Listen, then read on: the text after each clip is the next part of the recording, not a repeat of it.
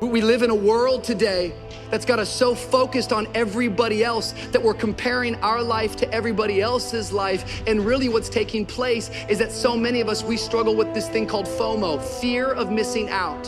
The only way that you actually step into happiness and joy is when you put the focus on where you are at and get engaged with the thing that you're doing. I have learned over and over again that life is 10% what happens to you and 90% how you react. That life is going to happen.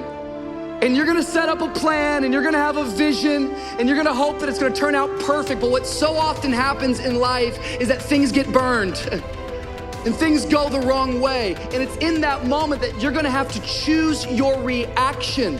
Are you just gonna look at the surface of the problem, or are you gonna get deeper into the problem and discover even in the problem, there could be a purpose to your pain and somehow God could use this thing. And you gotta discover that even in that pain, that there could be purpose found in that thing, because in all circumstances, in all situations, you can learn to react with joy. Choose joy. Your problem, it might not make any sense, and your pain might not make any sense, and your circumstance might be illogical, and your challenge might be too great for man, but we serve a God who promises you peace that transcends all understanding, peace that doesn't make any sense, illogical peace, peace that doesn't make sense in the head. I don't know what you're walking through, but some of you right now, you are in a tough season. An event has happened and something's happened, and maybe you have failed, but I want to remind you that failure is not final, it's formative. It is not final, it is formative.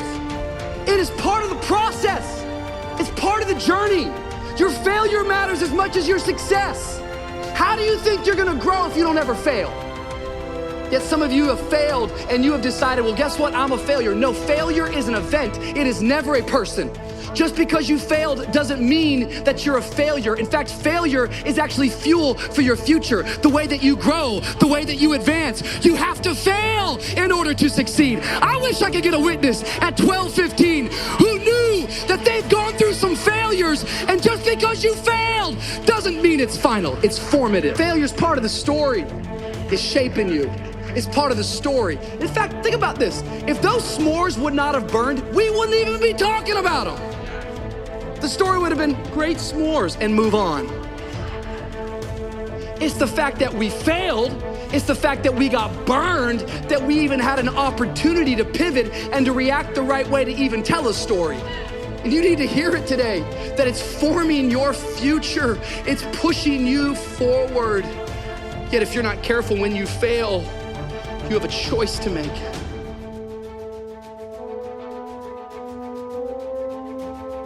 Do you have the right reaction or do you have the wrong reaction?